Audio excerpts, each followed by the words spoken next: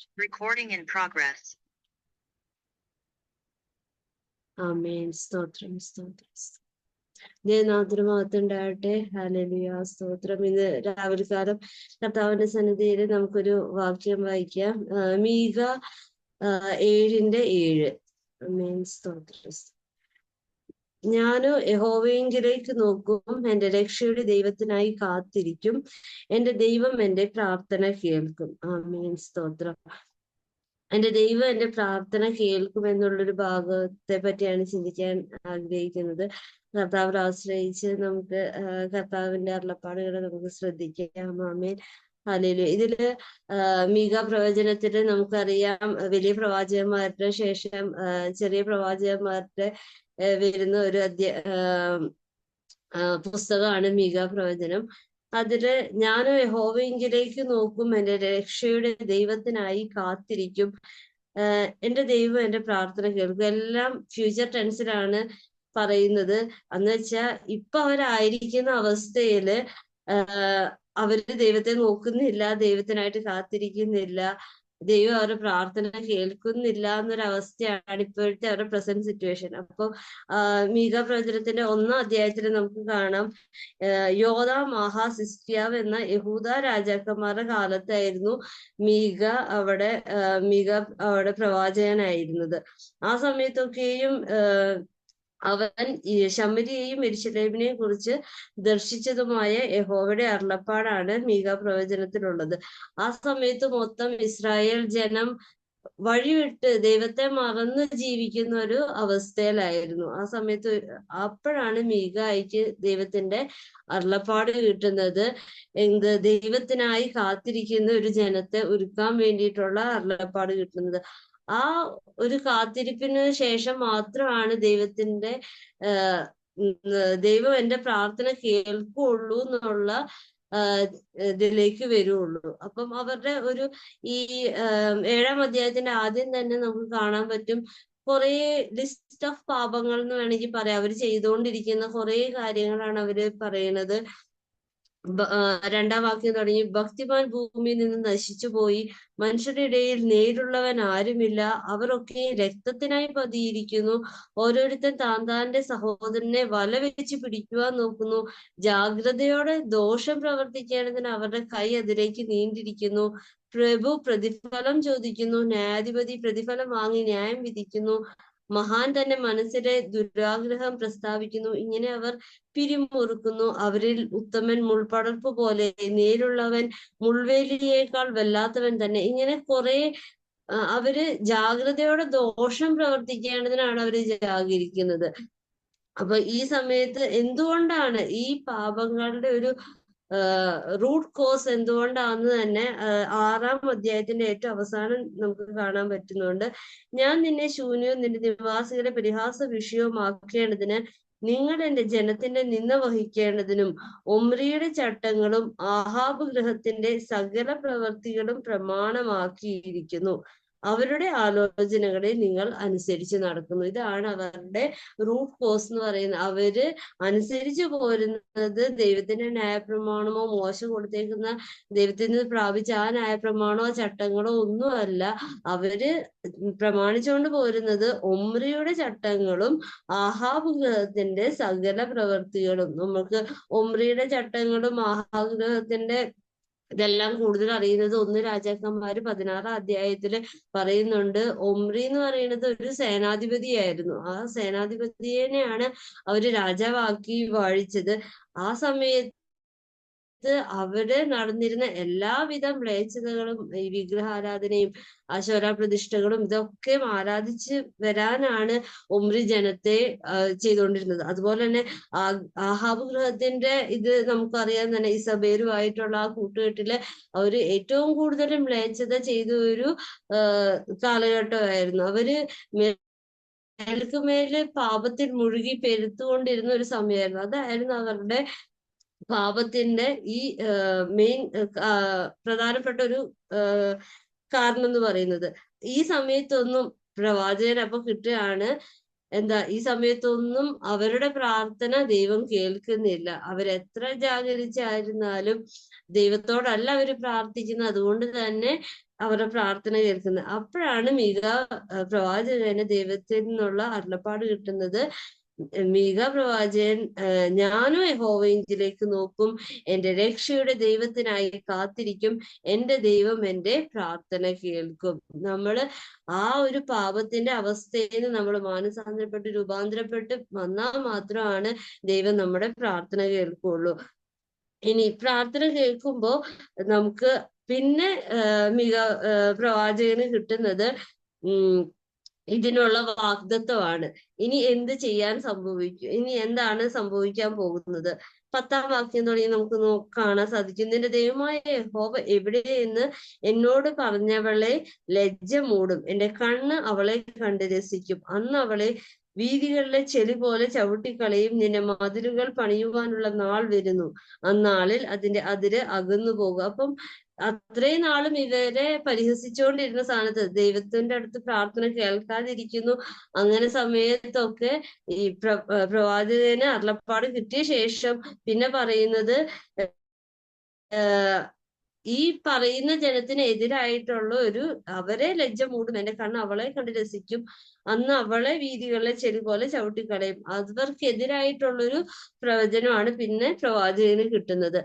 ഇനി ഈ യഹോവ അല്ലെങ്കിൽ ദൈവം എന്താണ് അവസാനം ഇവർക്ക് വെച്ചേക്കുന്നത്? ഇവർ ഇത്രയും പാപം ചെയ്തു എങ്കിലും മനസ്സലിവോടെ കാക്കുന്ന ഒരു ദൈവത്തിന്റെ കരുതലാണ് അവർക്ക് കൂടുതലായിട്ടുള്ളതെന്ന് ആണ് ഈ അധ്യായം പറഞ്ഞു നിർത്തുന്നത്. നമുക്ക് 18, 19, 20 വാക്യങ്ങൾ കാണാൻ പറ്റുന്നത്, അകൃത്യം ക്ഷമിക്കുകയും അവൻ തന്റെ അവകാശത്തിൽ ശേഷിപ്പുള്ളവരോട് അതിക്രമം മോചിക്കുകയും ചെയ്യുന്ന നിന്നോട് സമനായ ദൈവമാരുള്ളൂ. ഇവർ ഇത്രയും അതിക്രമം ചെയ്യുകയും പാപം ചെയ്യുകയും ചെയ്താലും അത് ക്ഷമിക്കുകയും അവകാശത്തിൽ ശേഷിപ്പുള്ളവരോട് അതിക്രമം മോചിക്കുകയും ചെയ്യുന്ന നിന്നോട് സമനായ ദൈവമാരുള്ളൂ. അവൻ എന്നേക്കും കോപം വെച്ചുകൊള്ളുന്നില്ല, ദയയിലല്ലോ അവന് പ്രസാദമുള്ളത്. അവൻ നമ്മോട് വീണ്ടും കരുണ കാണിക്കും, നമ്മുടെ അകൃത്യങ്ങളെ ചവിട്ടിക്കളയും, അവരുടെ പാപങ്ങളെ ഒക്കെയും നീ സമുദ്രത്തിന്റെ ആഴത്തിലിട്ട് കളയും.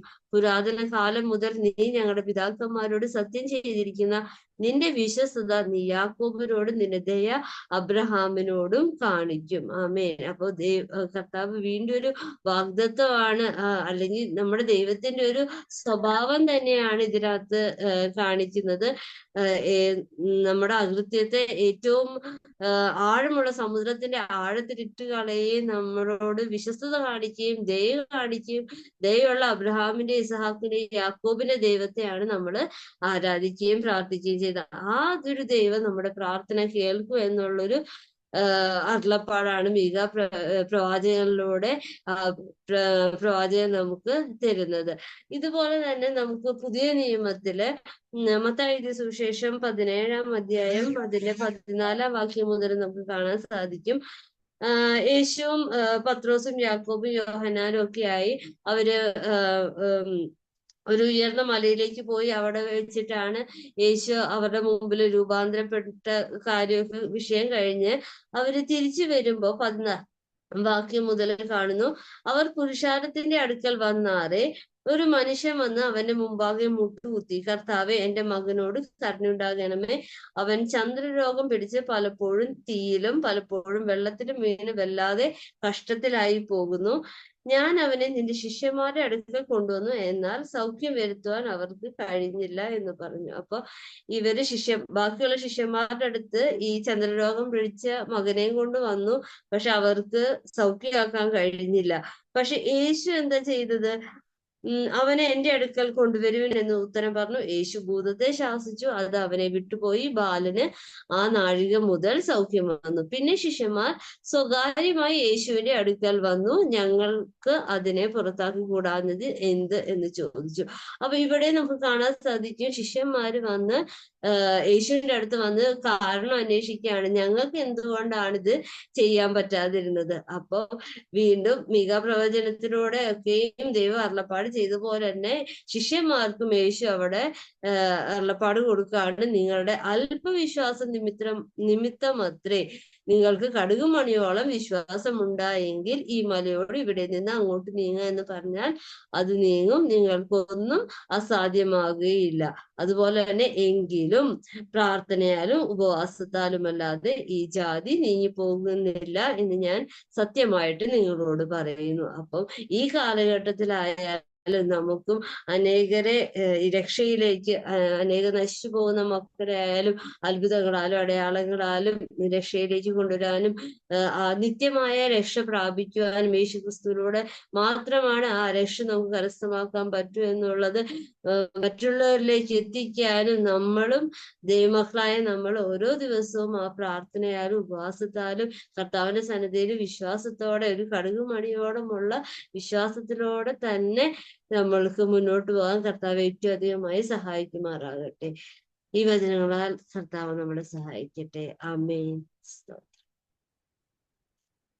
ആമേൻ. സ്തോത്രം, സ്തോത്രം, സ്തോത്രം. ഹല്ലേലൂയ. നമ്മള് ഈ ഭാഗത്ത് നേരത്തെ എന്താ പറയാ ചെറുതായിട്ടൊന്ന് ചിന്തിച്ചിട്ടുള്ള ഭാഗമായിരുന്നു മീഖാ പ്രവാചകന്റെ പുസ്തകം. അതിൽ കുറച്ചും കൂടെ അതിന്റെ എന്താ പറയാ ഇച്ചിരൂടെ ഒരു ഡെപ്തിലേക്ക് പോയി, മെസ്സേജ് പെട്ടെന്ന് തീർന്നു പോയെങ്കിലും അതിൽ പറയാനുള്ള കാര്യം ആ ചെറിയ രീതിയിൽ നന്നായിട്ട് പറഞ്ഞു. മീഖാ പ്രവാചകന്റെ പുസ്തകത്തിൽ പറയുന്ന അതിന്റെ താഴോട്ട് പറയുമ്പം സാറാമസ്റ്റ വാക്യം ഒന്നൂടെ വായിക്കാവോ?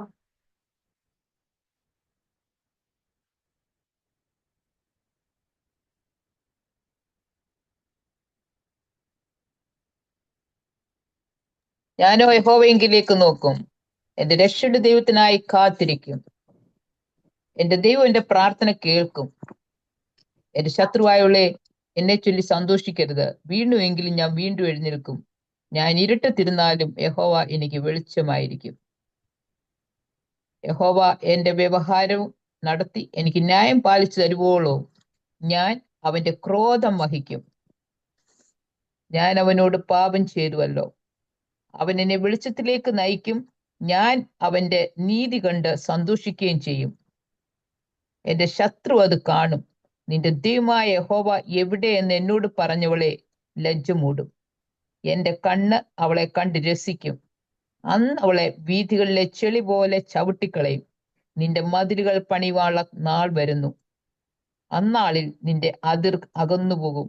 അന്നാളിൽ അശ്ശൂരിൽ നിന്നും മിസ്രയീം പട്ടണങ്ങളിൽ നിന്നും, മിസ്രയീം മുതൽ നദി വരെയും, സമുദ്രം മുതൽ സമുദ്രം വരെയും, പർവ്വതം മുതൽ പർവ്വതം വരെയും അവർ നിന്റെ അടുക്കൽ വരും.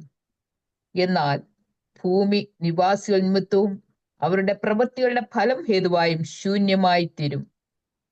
കർമ്മേലിന്റെ മധ്യേ കാട്ടിൽ തനിച്ചിരിക്കുന്നതും നിന്റെ അവകാശവുമായി നിന്റെ ജനമായ ആട്ടിൻകൂട്ടത്തെ നിന്റെ വടികൊണ്ട് മേയ്ക്കണമേ. പുരാതന കാലത്ത് എന്ന പോലെ അവർ ബാശാനിലും ഗിലെയാദിലും മേഞ്ഞുകൊണ്ടിരിക്കട്ടെ. നീ മിസ്രയീം ദേശത്തു നിന്ന് പുറപ്പെട്ട കാലത്തെന്ന പോലെ ഞാൻ അവനെ അത്ഭുതങ്ങൾ കാണിക്കും. ജാതികൾ കണ്ടിട്ട് തങ്ങളുടെ സകല വീര്യത്തിലും ലജ്ജിക്കും. അവർ വായ്മേൽ കൈവയ്ക്കുകയും ചെകിടരായി തിരികെയും ചെയ്യും. അവർ പാമ്പ് പോലെ പൊടി നക്കും. നിലത്തെ ഇഴജാതി പോലെ തങ്ങളുടെ ഗുഹയിൽ നിന്ന് വിറച്ചും കൊണ്ടുവരും. അവർ പേടിച്ചുകൊണ്ട് നമ്മുടെ ദൈവമായ യഹോവയുടെ അടുക്കൽ വരികയും നിന്നെ ഭയപ്പെടുകയും ചെയ്യും. അകൃത്യം ക്ഷമിക്കുകയും തന്റെ അവകാശത്തിൽ ശേഷിപ്പുള്ളവരോട് അതിക്രമം മോചിക്കുകയും ചെയ്യുന്ന നിന്നോട് സമനായ ദൈവം ആരുള്ളൂ? അവൻ എന്നേക്കും കോപം വെച്ചുകൊള്ളുന്നില്ല. ദയയിലല്ലോ അവന് പ്രസാദമുള്ളത്. അവൻ നമ്മോട് വീണ്ടും കരുണ കാണിക്കും. നമ്മുടെ അകൃത്യങ്ങളെ ചവിട്ടിക്കളയും. അവരുടെ പാപങ്ങളെ ഒക്കെയും നീ സമുദ്രത്തിന്റെ ആഴത്തിൽ ഇട്ടുകളയും. പുരാതന കാലം മുതൽ നീ ഞങ്ങളുടെ പിതാക്കന്മാരോട് സത്യം ചെയ്തിരിക്കുന്ന നിന്റെ വിശ്വസ്തത നീ യാക്കോബിനോടും നിന്റെ ദയ അബ്രഹാമിനോടും കാണിക്കും. ആമേൻ. സ്തോത്രം. ഹല്ലേലൂയ. ഇവിടെ ആമേൻ. ജനമെല്ലാം തെറ്റിപ്പോയാലും ആരൊക്കെ ഇപ്പൊ രാജ്യം ഭരിക്കുന്ന രാജാവ് തന്നെ പാപത്തിലാണെങ്കിൽ പോലും, പക്ഷെ ഒരു മനുഷ്യന്റെ വിചാരിച്ചല്ല, ഒരു പ്രവാചകന അല്ലെങ്കിൽ ഒരാള് ദൈവസന്നിധിയിലേക്ക് എന്താ പറയാ ആമേൻ ഉറപ്പോടെ ധൈര്യത്തോടുകൂടി പ്രാർത്ഥിക്കുന്ന പ്രാർത്ഥന ഇവിടെ എന്താ പറയാ, ഞാനോ യഹോവെങ്കിലേക്ക് നോക്കുക. എന്റെ ചുറ്റുപാട് നിൽക്കുന്നവരെല്ലാം നോക്കുക, ഞാൻ നോക്കുമെന്നല്ല. എല്ലാവരും വരുമ്പോൾ ഞാൻ വരാമെന്നല്ല. എന്റെ കുടുംബത്തിൽ എല്ലാവരും എന്റെ കൂടെ ഉണ്ടെങ്കിൽ ഞാൻ ഇരിക്കാമെന്നല്ല. എന്റെ കുടുംബത്തിൽ ആരെന്റെ കൂടെ ഇല്ലെങ്കിലും നമ്മുടെ ചുറ്റുപാട് നിൽക്കുന്ന ആരും ഇല്ലെങ്കിലും ഞാൻ യഹോവെങ്കിൽ, അല്ല ഞാൻ എന്റെ ദൈവത്തിൽ ആശ്രയിക്കുമെന്നൊരു ഉറപ്പ് നമുക്ക് ഓരോരുത്തർക്കും ഉണ്ടാകണം. ഇവിടുന്ന് മീഖാ പ്രവാചകൻ പ്രാർത്ഥിക്കുന്ന അതുപോലെ, ഞാനോ യഹോവയിലേക്ക് നോക്കി എന്റെ രക്ഷയുടെ ദൈവത്തിനായി കാത്തിരിക്കും. അല്ലെ, അപ്പൊ നമ്മൾ ഓരോരുത്തർ വ്യക്തിപരമായിട്ട് നമ്മൾ ദൈവത്തെങ്കിലേക്ക് നോക്കുകയും അപ്പൊ ദൈവത്തിലുള്ള രക്ഷയ്ക്കായി കാത്തിരിക്കുകയും ചെയ്യുമെങ്കിൽ ഹല്ലേലൂയ, ദൈവം നമുക്ക് വേണ്ടി പ്രവർത്തിക്കുന്നുണ്ട്. നമുക്ക് ഈ വാക്യത്തിൽ മനസ്സിലാക്കാൻ വേണ്ടി അവിടെ പറയുന്നത്, എന്റെ ദൈവം എന്റെ പ്രാർത്ഥന കേൾക്കും. ഹല്ലേലൂയ. നമ്മൾ ഓരോരുത്തരും ഓരോ ദിവസം പ്രാർത്ഥിക്കുന്ന നമ്മുടെ ഉറപ്പെന്താ? എന്റെ ദൈവം എന്റെ പ്രാർത്ഥന കേൾക്കും, അല്ലെ? അല്ലെങ്കിൽ നമ്മൾ ആരെങ്കിലും ടൈം സ്പെൻഡ് ചെയ്യോ സമയത്ത് ഉറക്കമൊക്കെ ഒഴിച്ച് വന്നിരിക്കും? ഇല്ല. കാരണം എന്താ? നമ്മുടെ എല്ലാം ഉറപ്പെന്താ? എന്റെ ദൈവം നമ്മുടെ പ്രാർത്ഥന കേൾക്കും. ഇവിടെ മീഖാ പ്രവാചകൻ പറയുന്ന പോലെ തന്നെയാണ്. അപ്പൊ നമ്മുടെ അപ്പുറം നിൽക്കുന്നവർ ഇപ്പുറം നിൽക്കുന്ന, അല്ലെങ്കിൽ നമ്മുടെ അമ്മയെ കൂടെ മക്കളോ അല്ലെങ്കിൽ എന്താ പറയാ ഹസ്ബൻഡോ അല്ലെങ്കിൽ വൈഫോ അല്ലെങ്കിൽ സഹോദരങ്ങളോ മാതാപിതാക്കന്മാരോ ഒക്കെ വരുമ്പോൾ നമുക്ക് പോയി നോക്കാമെന്നല്ല. അല്ലെ, ഇവരാരും ഇല്ലെങ്കിലും അല്ലില്ല, ഞാനോ എന്റെ ദൈവത്തെങ്കിലേക്ക് നോക്കും. അല്ലെ, ഇവിടെ പറയുന്നത്, ഞാൻ നമ്മുടെ ദൈവത്തിനായി കാത്തിരിക്കും. എന്റെ ദൈവം എന്റെ പ്രാർത്ഥന. എന്നിട്ട് അടുത്ത പറഞ്ഞു, എന്റെ ശത്രുവായവളെ. ഹല്ലെ, നമുക്ക് പറയേണ്ട ഒരൊറ്റ ശത്രുവുകൾ പിശാചാണ്. ഹല്ലെ, ആ പിശാചിനെ നോക്കി നമുക്ക് പറയാം, എന്റെ ശത്രുവായവളെ ഹല്ലേലൂയ, എന്നെ ആക്കെ ചൊല്ലി സന്തോഷിക്കരുത്, വീണു എങ്കിലും ഞാൻ വീണ്ടും എഴുന്നേൽക്കും. ഹല്ലേലൂയ, ഞാൻ ഇരുട്ടത്തിരുന്നാലും യഹോവ എനിക്ക് വെളിച്ചമായിരിക്കും. യഹോവന്റെ വ്യവഹാരം നടത്തി. അപ്പൊ ഇവിടെ പറയുന്നത്, നമ്മളെ ഹല്ലേലൂയ വീഴുക എഴുന്നേൽക്കുകയൊക്കെ ചെയ്യുന്നത് കണ്ട് ശത്രുവിന് സന്തോഷിക്കാൻ യാതൊരു വ്യവസ്ഥയില്ല. കാരണം നമ്മുടെ അപ്പൻ ചിലപ്പോൾ നമ്മളെ ബാലശിക്ഷ കഴിക്കും, ചിലപ്പോൾ ഇച്ചിരി കഷ്ടതയെ കൂടെ ഒക്കെ പോകും. പക്ഷെ അവിടെയൊക്കെ നമ്മൾ മനസ്സിലാക്കേണ്ട ഒരു കാര്യമുണ്ട്. ഹല്ലേലൂയ, ശത്രുവിന് സന്തോഷിക്കാൻ അവിടെ ഒന്നും അവസരം കൊടുക്കാൻ പാടില്ല. കാരണം എന്താന്ന് വെച്ച് കഴിഞ്ഞാല് നമ്മൾ ഏത് കുരുവിലുള്ള താഴ്വരയിൽ കൂടെ പോകുമ്പോൾ, ഏത് കഷ്ടതയെ കൂടെ പോകുമ്പോൾ, ഏത് പ്രശ്നത്തെ കൂടെ പോകുമ്പോൾ നമ്മുടെ ദൈവം നമ്മുടെ കൂടെയുണ്ട്, ഇല്ലേ? ഹല്ലേലൂയ, നമ്മുടെ ദൈവം നമ്മുടെ കൂടെയുണ്ട്. കാരണം എന്ന് വെച്ച് കഴിഞ്ഞാൽ നമ്മുടെ ദൈവത്തിന്റെ പ്രവൃത്തി, ദൈവത്തിന്റെ മഹത്വം ഹല്ലേലൂയ വിശ്വസിച്ചുകൊണ്ട് വേണം നമ്മൾ പ്രാർത്ഥിക്കാൻ. നമ്മൾ ആരോടാണ് പ്രാർത്ഥിക്കുന്നത്? നമ്മൾ ആരെയാണ് ആശ്രയിക്കുന്നത്? ഹല്ലേലൂയ, ദൈവം എന്നാൽ കഴിയാത്ത വല്ല കാര്യമുണ്ടോ എന്ന് ചോദിച്ചവനെയാണ് നമ്മൾ ആശ്രയിക്കുന്നത്. ഹല്ലേലൂയ, നമ്മൾ എപ്പോഴും ആ മുഖത്തേക്ക് നോക്കിയാൽ ഒരിക്കലും ലജ്ജിച്ചു പോകത്തില്ല എന്ന് പറഞ്ഞ ദൈവത്തെ നമ്മൾ ആശ്രയിക്കുന്നത്. അതുകൊണ്ട് ശത്രുവിന് ഇപ്പൊ നമ്മളെ കഷ്ടതയെ കൂടെ പോകുമ്പോൾ പല ആൾക്കാരും മനസ്സിൽ ഇപ്പൊ നമ്മുടെ വിശ്വാസികളാണെങ്കിൽ പറയും, എന്തൊക്കെയോ പ്രശ്നങ്ങളുണ്ട് കേട്ടോ, എന്തോ കുഴപ്പമുണ്ട് കേട്ടോ, അതുകൊണ്ടാണ് കേട്ടോ ഇതൊക്കെ, അല്ലെ? നോർമലി പെന്തക്കോസ്റ്റിനകത്തുള്ളൊരു ഒരു പ്രശ്നമാണ്, അല്ലെ, എന്തൊക്കെയോ പാപമൊക്കെ വിട്ടുതിരിയാനുണ്ട് കേട്ടോ, അതൊക്കെ വിട്ടുതിരിയാത്തോണ്ട് ഈ കഷ്ടത ഇങ്ങനെ പോകുന്നതെന്ന് പറയും. പക്ഷേങ്കിൽ അതിന്റെയൊക്കെ പിന്നിൽ ഹല്ലേലൂയ എന്താണ് ദൈവത്തിന്റെ പർപ്പസ് നമ്മൾ അറിയുന്നില്ല. ഓരോ വ്യക്തി ജീവിതങ്ങളും ഹല്ലേലൂയ അവർ പോകുന്ന ചില കൂരികളുടെ താഴ്വരയിൽ കൂടെ കടന്നു പോകും. ഞാൻ പറയും, നമുക്ക് ഒരു വചനത്തെ ദൈവം പറഞ്ഞേക്കുന്ന പോലെ ഇരുട്ടിലെ നിക്ഷേപങ്ങളും മറവിടങ്ങളും ഗുപ്തനിധികളും നിനക്ക് തരണമെങ്കിൽ നീ ഇരുട്ടിലേക്ക് ഇറങ്ങാൻ നിനക്ക് ആ നിക്ഷേപത്തെ എടുക്കാൻ പറ്റത്തില്ല.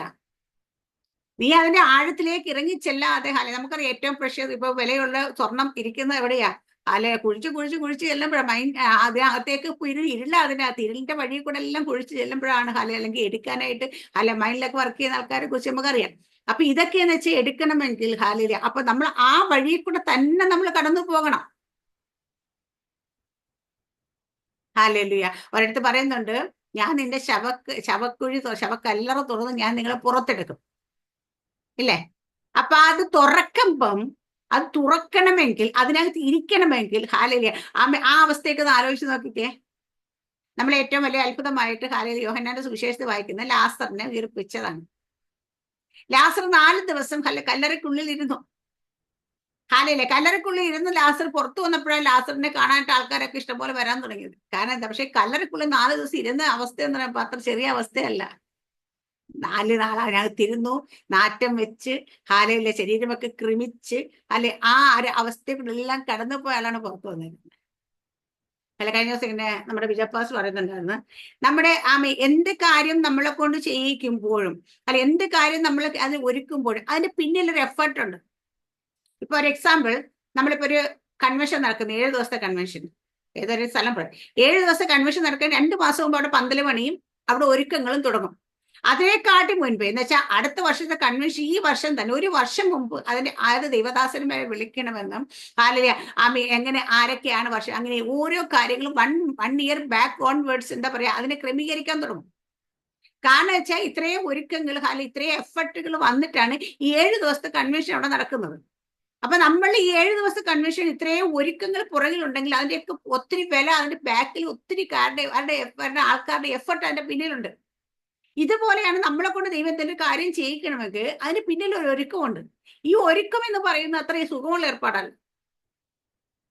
ഇത് കാണുമ്പോൾ പലർക്കും തോന്നും, എന്തോ പ്രശ്നമാണ് കേട്ടോ, അല്ല എന്തോ വിഷമമാണ്, അതിനൊക്കെ എന്തൊക്കെയോ കുഴപ്പമാണ് കേട്ടോ, അല്ല എന്തൊക്കെയോ പാവമുണ്ട് കേട്ടോ, അത് എന്തൊക്കെയോ ശരിയാകാനുണ്ട്, അതുകൊണ്ട് ഇപ്പോഴും ഇങ്ങനെ അല്ലേ.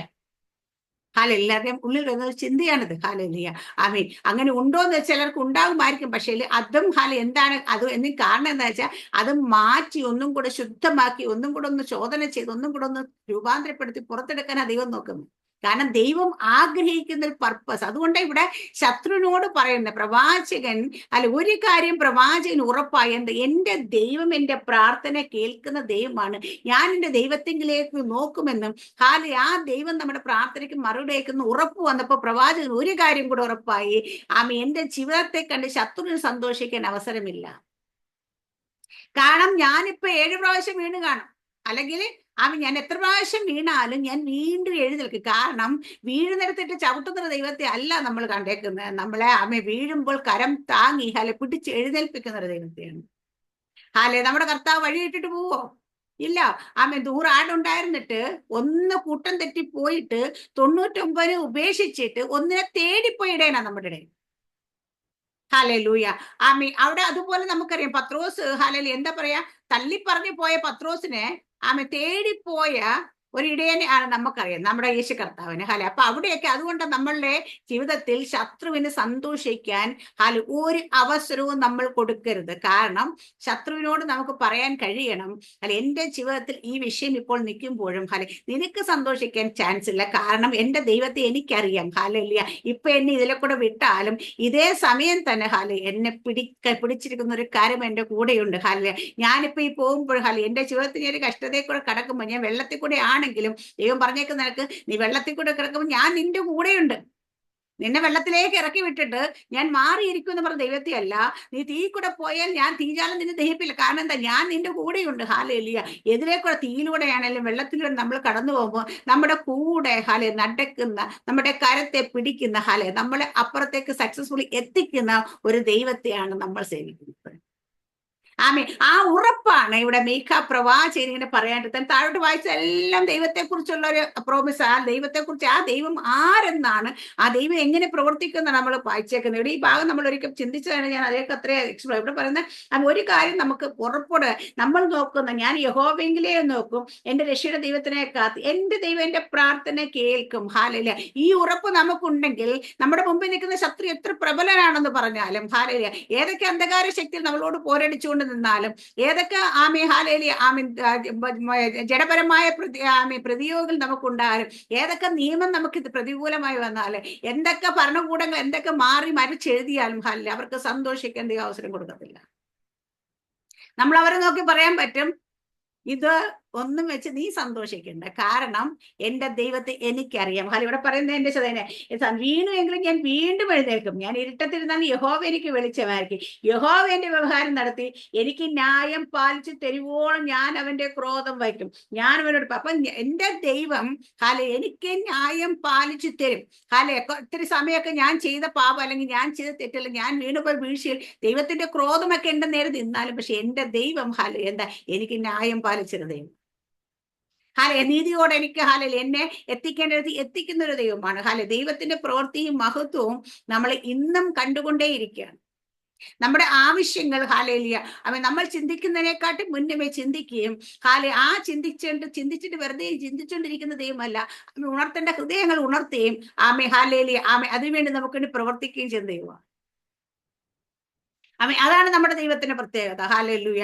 അല്ലാതെ നമ്മുടെ ദൈവം നമ്മൾ എവിടെ കൂടെ ഒക്കെ പോട്ടെ, എങ്ങനെയൊക്കെ പോയിട്ട് തന്നെത്താനെ പോയിട്ട് അവരതൊക്കെ കഴിഞ്ഞ് വരട്ടെ എന്ന് വിചാരിച്ചിരിക്കുന്ന ദൈവമല്ല.